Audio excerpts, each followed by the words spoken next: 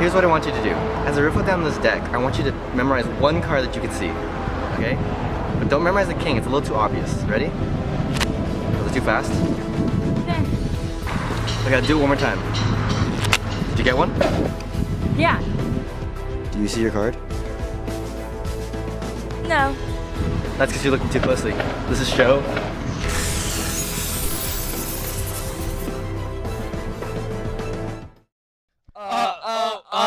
What's my name? My name is Andrew. I'm Charles, and this is show 4. Yeah, 4. Yeah! For all you who went to homecoming pictures can be picked up at the ASB office. Be sure to bring your ID card with you. Do you love school so much that you come on Saturdays? Well, lucky for you, Saturday school is tomorrow from 8 a.m. to 12 p.m. in J203. Come see Mrs. Harvey if you have any questions. Really, bruh? Not cool, man. You're gonna get me sick. I'm sorry. Well, speaking of getting sick, there has been several cases of Ebola in the U.S. Let's go to Nicole Viscara for more. On September 30th, the Centers for Disease Control and Prevention announced their first laboratory-confirmed case of Ebola to be diagnosed in the U.S. in a person who had recently traveled from West Africa to Dallas, Texas. It's one of the, what do we call a hemorrhagic fever virus, which makes it very lethal. The symptoms are very flu-like when you first are exposed.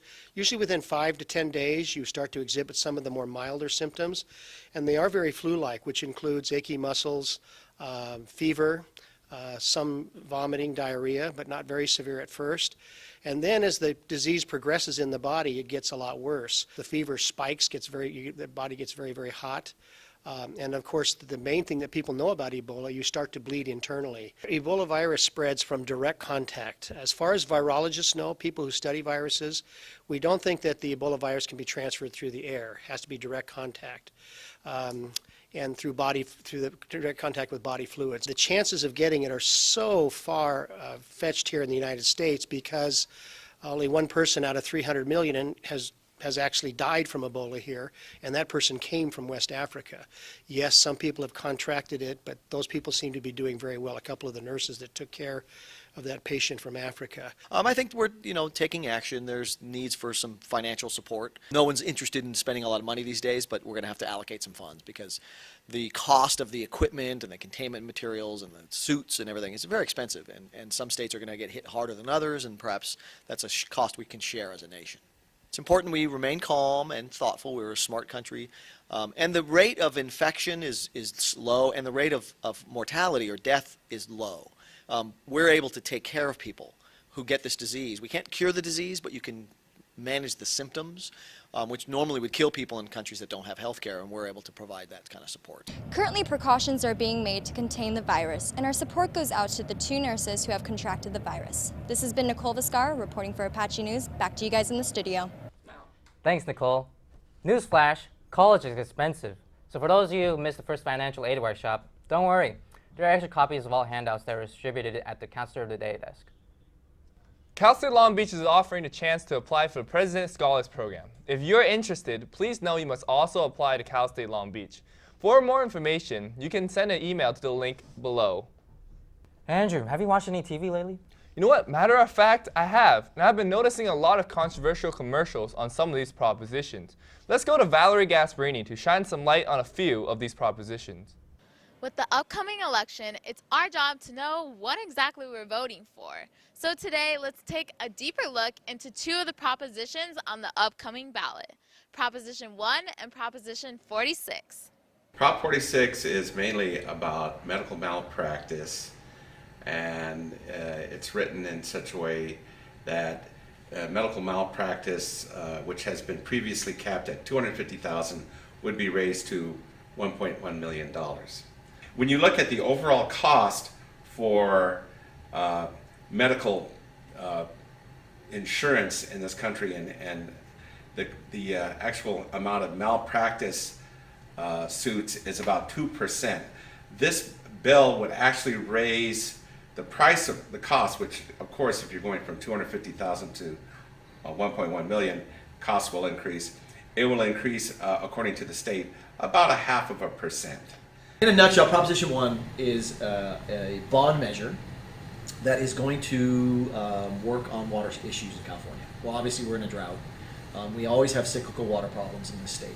Now, the people in favor of it, which is virtually everybody in the Every state, senator there's and very all little two opposition. assembly members. But most people Prop are one on the ballot. recognize the need. Similar on a measures state in of 2010, our size and 2012. diversity, and where our water in the mountains largely don't match with where the people live, which is Southern California, San Francisco Bay Area. So we've got to do something about it. There are some people against this, some particular environmental groups. They think that it's too much reliance on reservoirs and dams. For all you out there with the ability to vote, don't forget to do your research. In the upcoming weeks, Apache News will be covering more of these propositions. But for now, this has been Valerie Gasparini. Back to you guys in the studio. Thanks, Val.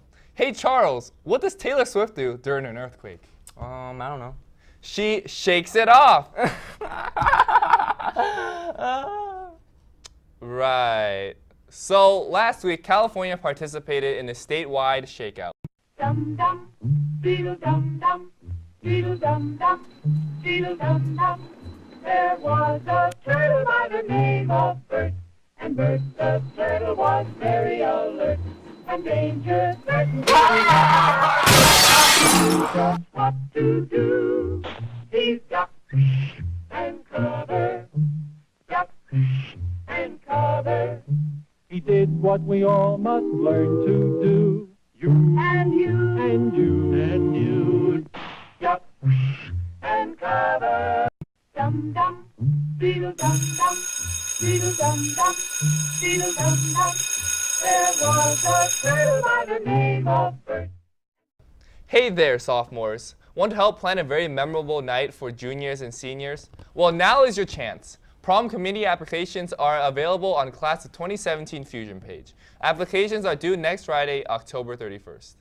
Hey Apaches, do you want to be featured in Arcadian Yearbook?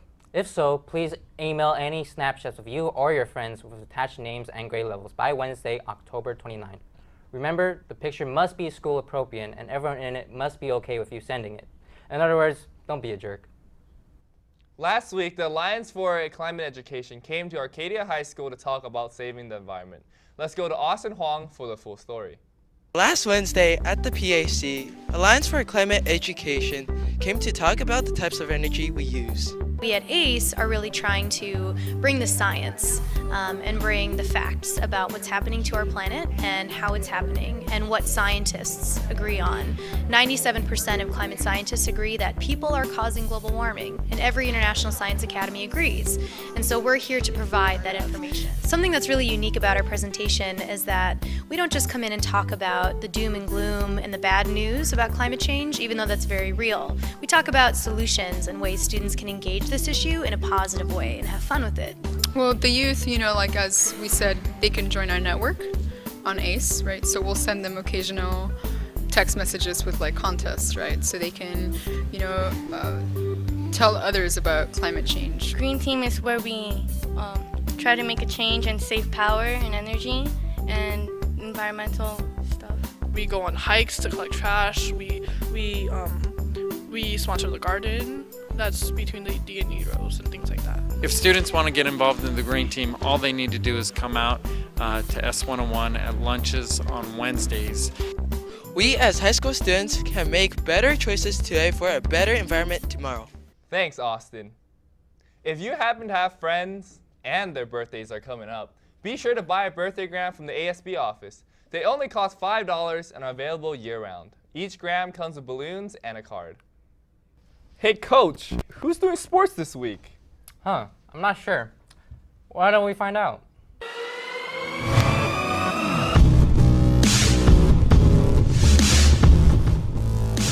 Hey all you Apache fans! If you didn't know, this past Friday, Arcadia High School played John Muir at our football game.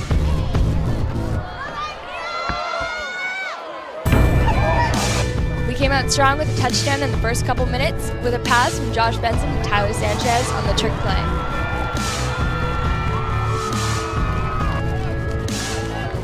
We made one more touchdown in the second half. The score came out to 16-56. Even though our losses have outweighed the wins, the Red Sea has come to each football game and dominated with school spirit.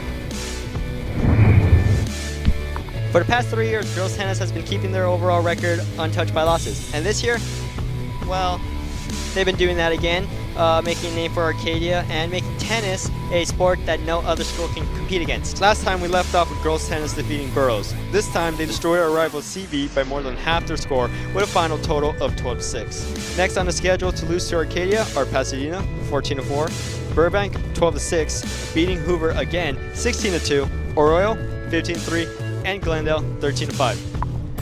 Next week we have varsity tennis going into league prelims and finals with an overall record of 19-0. Good job to girls tennis for playing hard and winning them matches for Arcadia. Let's go see what cross country has been up to. We run to finish strong, like for that kick. You just take a challenge, you accept it, you move on. Well, cross country is not an individual sport, it's a team sport. And if we want to do well as a team even next year, we got to work together. So we got to come as a team together, run together, and cooperate together. Congratulations to everybody who participated last week. Boys varsity got second place, boys JV got first place, girls JV got first place, and girls varsity got first place. Girls varsity golf got second overall in the Pacific League and is moving to the first round of CIF. Let's go to Cynthia Guo and Kayla Yin for more. We did pretty good. We did way better than I expected. And even though we lost to San Marino for first place, I'm proud of the team. I think the team can improve if we all practice more individually, because all the scores count as individuals. So if we can place better with our own scores, then it'll help the team improve. This has been a really good season so far. Being my senior year, it's been really fun being team captain. And I wish the next year's team good luck without me. I think we're as prepared as we can be. There's not much else we can do but to try our best, and if we can all play well on the same day, then that'll be great and we'll make it through. Thanks, girls, and good luck in CIF. Remember, no Apaches down.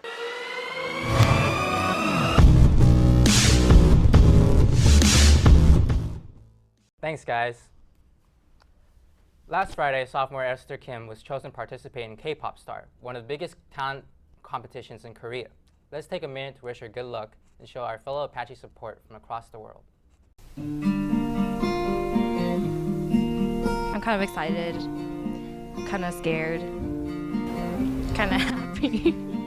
I'm really excited to see what comes out of it. I'm gonna miss you guys. Bye, Esther! 사랑해! Bye, Esther. Bye, Esther. Bye, Esther. Good luck. Bye, Esther. Good luck. We love you. Bye, Esther. Bye, Esther.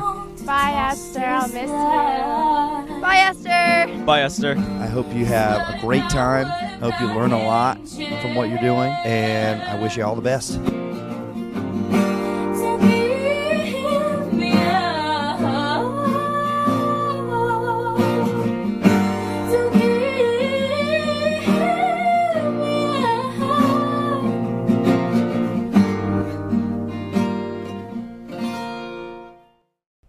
Looks like that's all for this week, guys. This has been Andrew Chow and Charles Zhu.